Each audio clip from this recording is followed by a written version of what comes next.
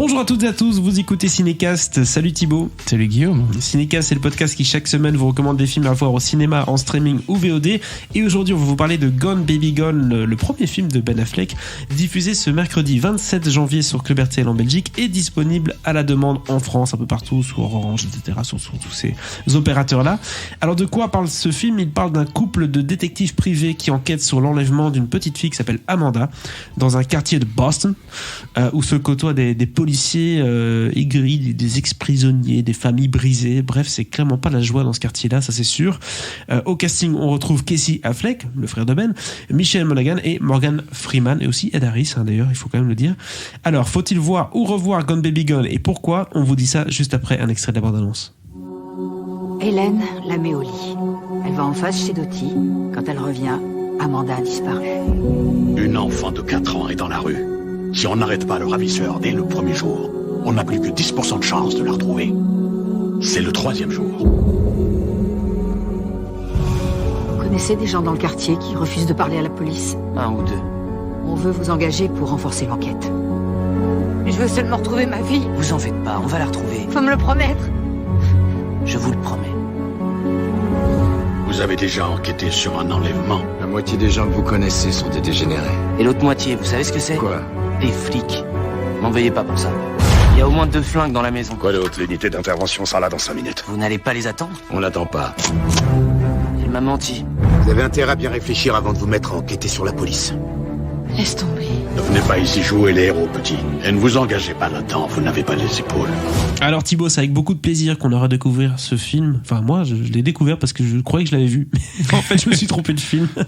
En effet, Tu as confondu. J'ai remarqué qu'en 2007, il y a eu pas mal de films d'enlèvement, de trucs comme ça, 2-3 aussi dans la région de Boston qui se sont passés. Je sais pas si Mystic River c'est à Boston, mais en tout cas ça ressemble un peu. Et donc j'ai confondu. Mais voilà, c'est sûr que ça m'a fait du bien de rattraper ce film-là parce que c'est un bon film d'enlèvement, un bon thriller policier, comme on n'en fait plus. C'est pas ce que j'allais dire. En tout cas, ça me manque un peu ce genre de film-là. C'est vrai que j'ai l'impression que ça fait un moment qu'on n'a pas eu un vrai bon grand thriller, film de détective, film Seven-esque, policier. tu vois ce que je veux dire ? Ouais, à la Seven, à la Zodiac, à la Mystic River que tu citais. Ça fait très longtemps que j'ai pas vu Mystic River, ça fait très longtemps que j'ai envie de le revoir. Donc ce sera l'occasion.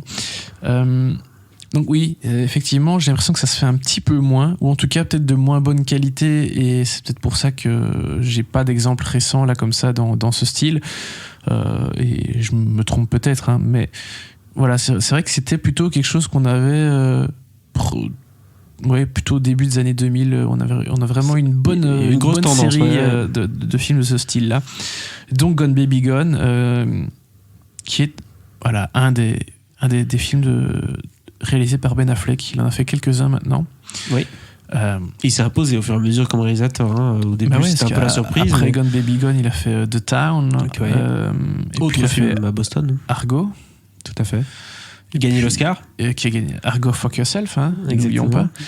Qui a eu l'Oscar, exactement. Et je ne sais plus où il s'est arrêté.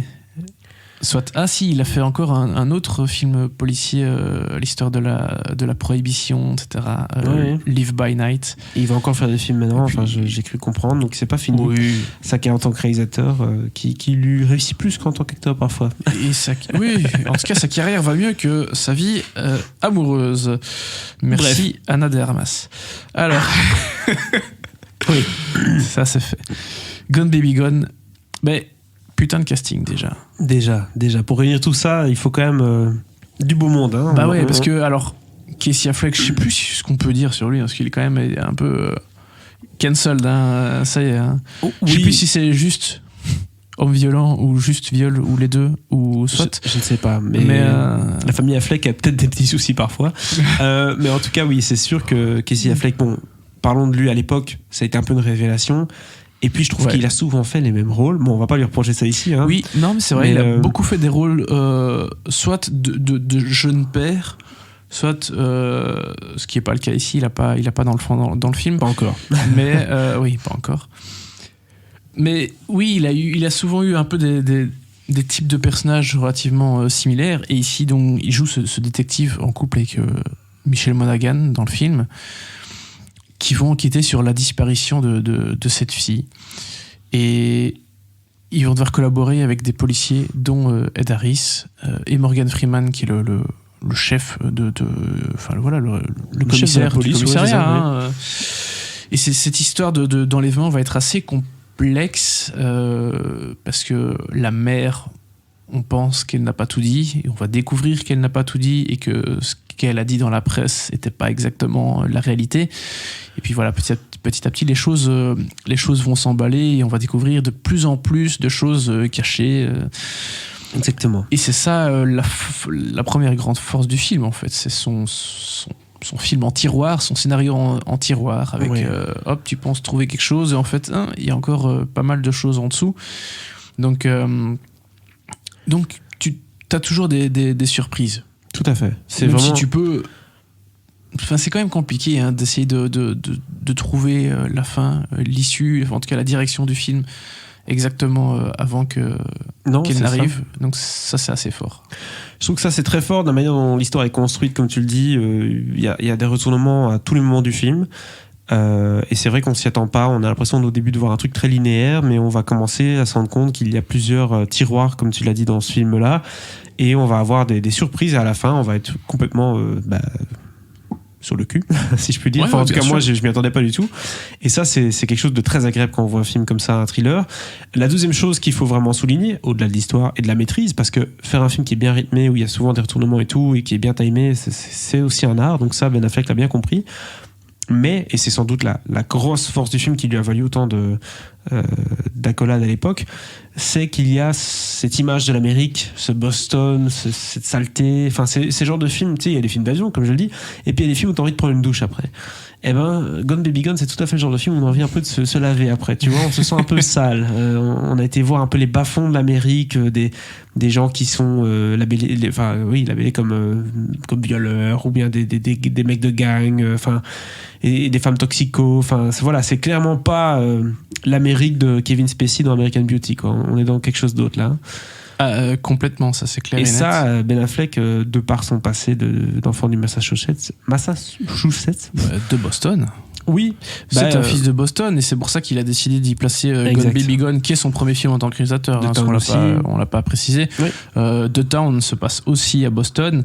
Il y a juste Argo et Live by Night qui ne s'y déroulent pas, si je me souviens bien. Mais oui, il a envie de montrer son Amérique, celle qu'il connaît, et c'est différent bien sûr d'autres films qui sont souvent à New York ou à Los Angeles, ou la Louisiane aussi, c'est assez un grand classique, la Floride, un autre grand classique, mais globalement c'est que le Massachusetts, Boston, on voit ça un peu moins. Et voilà, Affleck parle de ce qu'il connaît, quoi. Et moi, c'est ce qui m'a beaucoup attiré dans le film au début, c'est que forcément, quand on voit ce film, on se dit, voilà, une histoire d'enlèvement, j'ai déjà vu. Mais en fait, c'est comme tu l'as dit si bien, c'est que la maman en question, elle n'est pas spécialement, en tout cas au début du film, elle n'a pas spécialement envie de retrouver sa fille. Enfin, on a l'impression que...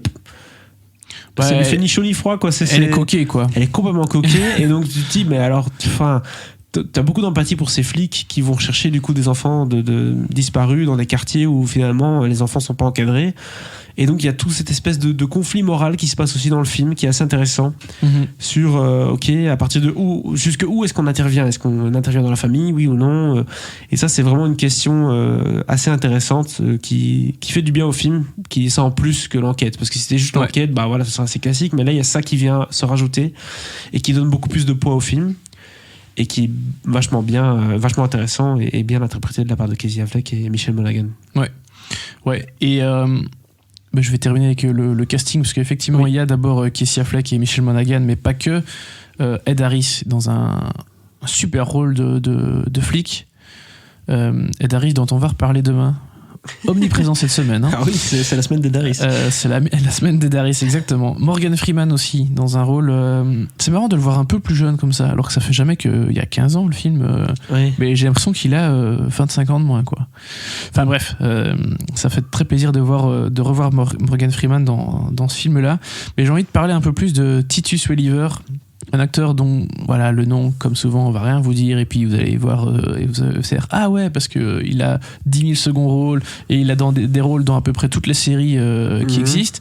Il joue l'oncle de la petite fille, l'oncle de la petite fille qui est kidnappée.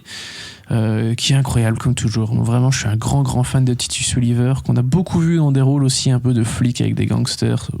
Il a souvent fait les deux d'ailleurs. Beaucoup de flics ripoux aussi, ce genre de choses. Voilà, acteur absolument génial. Il a un rôle très important dans le film. Et voilà, moi je prends toujours beaucoup de plaisir à le voir. Mais bien sûr, c'est le film de Ben Affleck surtout. Et de Michelle Monaghan, parce qu'ils ont une fin terrible concernant leur personnage. Tu parles de Casey ou Ben? Casey. Okay. Parce que, mais c'est aussi le film de Ben Affleck. Bien sûr. Parce que, oui, ok, niveau réalisation, bon, c'est pas du Terrence Malick en termes de réalisation, mais je trouve qu'il arrive à faire ce boulot de métronome qui est assez rare, je trouve, chez les réalisateurs. Il a un sens du rythme, ça bouge, ça avance. Il n'y a jamais de scène qui dure trop longtemps, il n'y a jamais de problème de rythme dans le film. Et ça, j'adore dans les films. C'est vraiment ça que j'aime bien, c'est quand on a une scène de restaurant, et puis en un coup, il se passe un truc en plein milieu de la scène de restaurant, et puis on se dit, mais qu'est-ce qui va se passer? Et puis, qu'est-ce qui va se passer? Et il y a des enchaînements comme ça tout le temps. Je pense à une scène où à la fin, ils sont dans un café ou un bar. Ouais, bien sûr. Il y a quelqu'un qui arrive, et t'es complètement surpris parce que tu t'y attends pas, et tu dis, ok, bon, d'accord, très bien. Et donc, et j'adore ça comme dans les films, quand il y a cette espèce de surprise, et Ben Affleck arrive à faire ça dans tous ses films. Et c'est très bien. Ouais, non, mais je suis tout à fait d'accord. Et comme on l'a dit tout à l'heure, c'était en plus son premier film en tant que réalisateur. C'est peut-être son meilleur, même si Argo a eu les Oscars, machin. Ouais, mais ça, c'est une campagne bien rodée. Ouais, voilà, c'est ça. Mais globalement, je pense que des 4, ça reste son meilleur. Ouais. Ce qui est paradoxal, parce que Live by Night, qui est son dernier, est le moins bon. Oui, mais voilà, il a fait un très bon premier film en tant que réalisateur. Ben Affleck est aussi un très bon scénariste. Donc, en tout cas, c'est un homme complet. Tout à fait.